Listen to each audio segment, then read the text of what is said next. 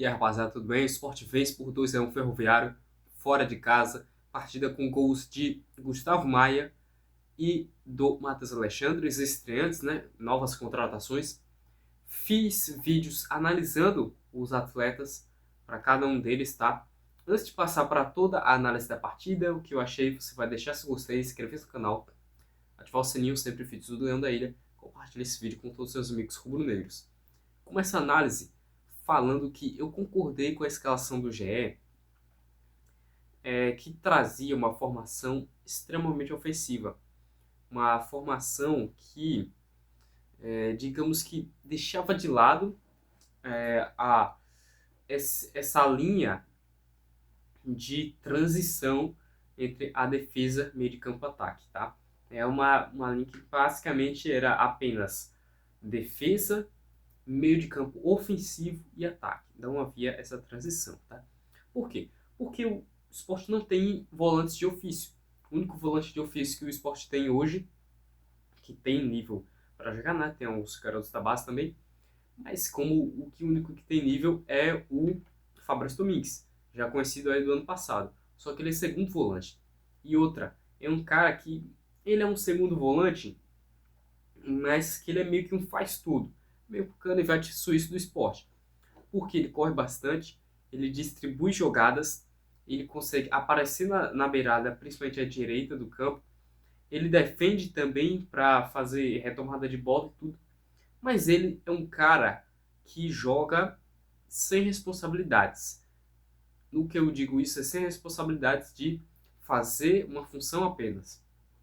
Então, no que o Pepa coloca ele como volante, o nosso volante, né? Então isso fica defasado. Por quê? Porque o Fabrício Domingues, ele muitas vezes não faz essa parte defensiva direito. E aí a gente tem vários buracos, ou melhor, um único grande buraco no nosso time, no nosso esquema tático. E aí, em certo momento do jogo, você vê uma transição assim, era o Fabrício, ele vai mais para frente, deixa de marcar mesmo, e o Christian Ortiz, que fica mais recuado, e outro momento do jogo é o Lucas Lima, que fica mais recuado. Isso, na verdade, vai mais pro segundo tempo, a reta final do segundo tempo, que o Lucas Lima, a gente vê ele bem mais recuado que o de costume, né? Um camisa 10 jogando como um camisa 5, entende? Mas eu acho que o principal motivo pro primeiro tempo do esporte não ter sido um bom primeiro tempo, ter sido na verdade um primeiro tempo ruim, de poucas chances, de nenhuma finalização na barra, só finalização fora e duas que nem foram grandes chances, é porque a gente entrou com um ataque defasado mesmo. O ataque que, ao meu ver, não era o ideal. Não era o ideal para mim. O Gustavo Maia, apesar do gol dele, não era o jogador que eu entraria logo de início. Entraria logo com o Romarinho. Não entraria logo com o Gustavo Coutinho, entraria logo com paciência. Tudo bem, a gente não vê os treinos. A gente não, é o que eu sempre falo. A gente não vê o que o Pepa está trabalhando enquanto esquema tático com aqueles jogadores. Talvez o que não fez boas partidas anteriores ou que não tem o nível que a gente imagina, é o primeiro jogo da temporada dessa equipe.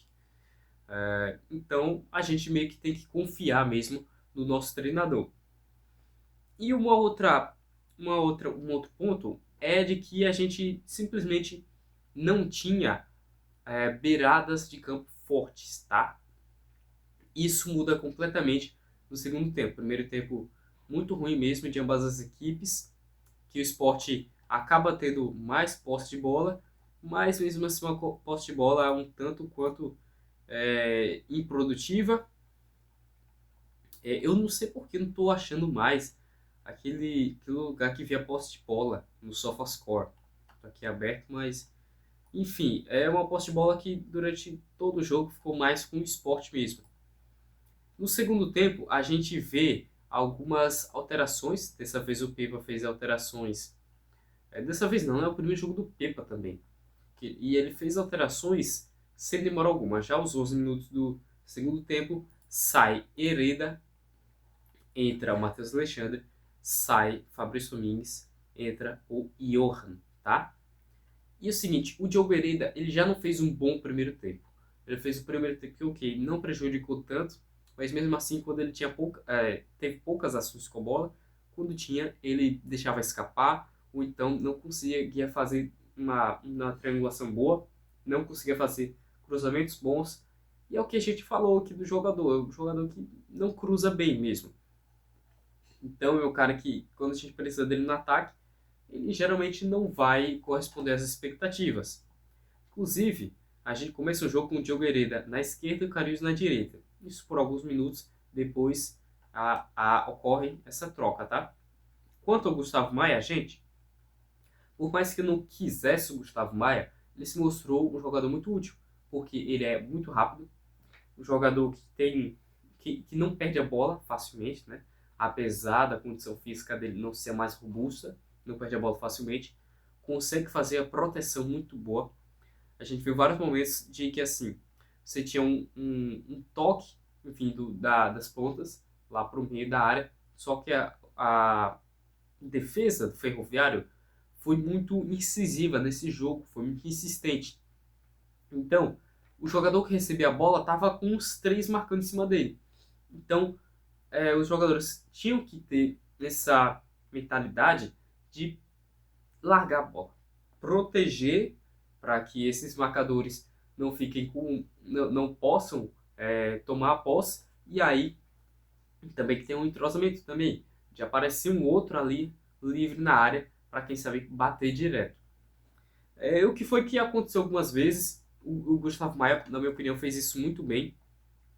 O gol que ele faz é um gol que acontece no segundo tempo, depois que o Matheus Alexandre entra. O Matheus Alexandre demonstra uma evolução gritante no canto direito do campo, porque ele simplesmente dá muito mais dinâmica. E o nosso ponta direita, o Christian Barleta, que começou o jogo jogando com ponta esquerda, né? A gente começa o jogo com Barleta na esquerda, Gustavo Maia na direita, que deveria ser o contrário. Tudo bem, existe possibilidade de o técnico fazer isso quando ele quer fazer uma jogada em que os pontas, por exemplo, você joga com um falso 9 e aí você tem os pontas trocados para que eles possam ficar livres para bater cruzado. Mas eu acho que nossos pontas, por mais que sejam bons, interessantes para o nosso time, eles não têm toda essa habilidade, essa expertise. Então o Barleta joga muito melhor na ponta direita e joga muito melhor quando ele tem um apoio de nível, que é o do Matheus Alexandre, e essa dupla Matheus Alexandre e Barleta conseguiu desempenhar um bom futebol nessa partida. E aí o Matheus Alexandre faz uma assistência muito interessante, um cruzamento baixo, tá? Em vez dele cruzar a torta direito de qualquer jeito igual o Hereda, ele faz um cruzamento mais inteligente, baixo, e aí o Gustavo Maia bate chapado, mas muito forte, tá? Belíssima finalização do Gustavo Maia, chute cruzado de chapada muito forte para fazer 1-0. E aí chega o ponto principal desse que está na capa do vídeo, que é nós não podemos jogar sem volantes, porque não tem como ignorar essa função de ser do cão de guarda, por assim dizer, cão de guarda da defesa, não fazer com que os zagueiros tenham que trabalhar. O volante, a função do volante é prevenir que os zagueiros tenham que trabalhar. A função do zagueiro é prevenir que o goleiro tenha que trabalhar. Então você tem essas duas linhas de defesa e uma delas simplesmente foi ignorada na partida por causa de falta de contratações mesmo.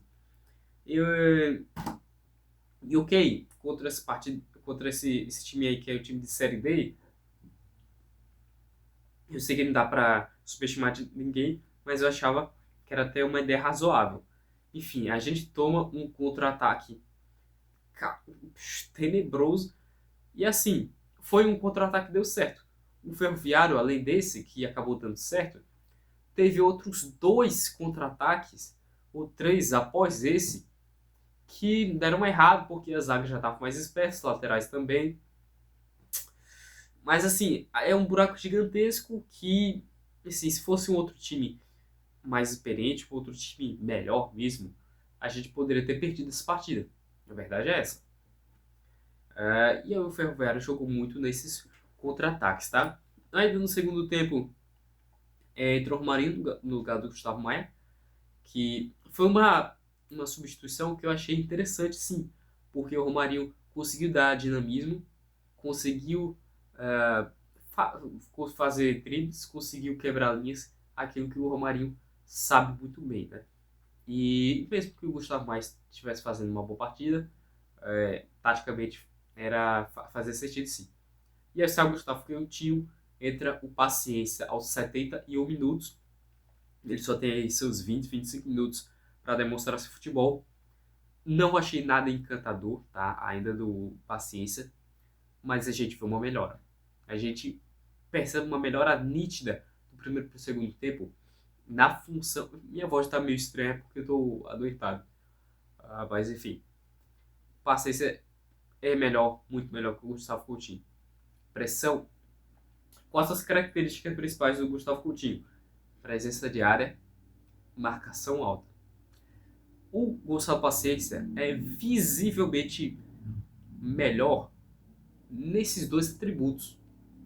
Marcação alta dele, ele conseguiu fazer esse pivô de forma excelente, recuperar não, mas tomar bolas mesmo, ou então pressionar os defensores para que eles percam a bola. Ele conseguiu fazer isso e acho que ele vai conseguir fazer isso várias vezes na temporada. E ele conseguiu também fazer o pivô sair da área para ajudar taticamente. Isso é muito importante. O Gustavo Coutinho não sabe fazer isso direito. E presença de área é uma diferença notável do Gustavo Coutinho para o Gonçalo Paciência, tá?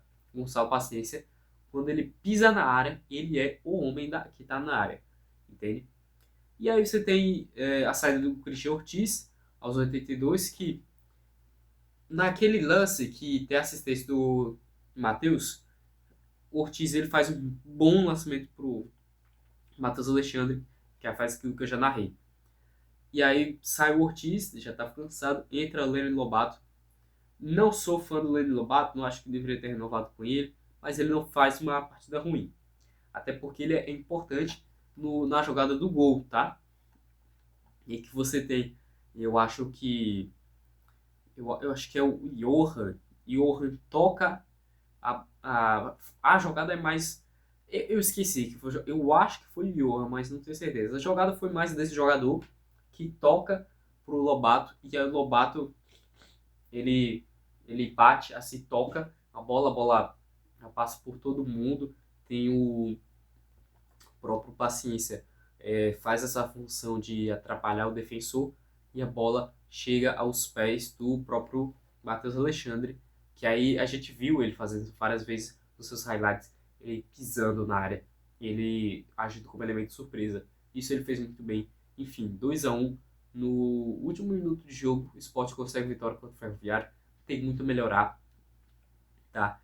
Não acho que esse será o time que a gente viu titular hoje será o time pro restante da temporada. Ainda assim, a gente tem que pontuar críticas, tá? Lucas Lima, por exemplo, não fez uma boa partida. Novamente, ele não jogou na sua posição certa. Muitos jogadores não jogaram nas suas posições favoritas. O time ainda precisa ficar mais robusto, o time ainda precisa ficar melhor tecnicamente mesmo. A gente tem vários jogadores que são mais físicos que técnicos. A gente precisa de físico, mas acho que nesse momento talvez as contratações deveriam ser voltadas mais para essa habilidade técnica mesmo. Não gostei também da partida do. É difícil falar, mas assim, o Karius não fez uma grande partida ali na esquerda, tá? O gol não é só em cima dele, é em cima do buraco que tem ali, perdendo posse de bola. Antônio Carlos tinha chance de ter feito uma falta ou dado um bote que poderia dar certo. Karius, ele novamente ele teima em fazer aquela marcação por zona em vez de marcação individual, muito provavelmente a pedido do Pepa, mas isso acaba confundindo ele e atrapalhando ele, e ele atrapalha o Sport naquela jogada. Enfim, minha gente, comenta aí o que você achou dessa partida. A próxima partida do Sport, enfim, fala um pouquinho da Copa do Nordeste em si, né, também. Náutico conseguiu vencer do Ceará, tá? Por 2-1, se não me engano. Não, por 1-0, tá? 2-2 foi jogo entre CRB e Vitória.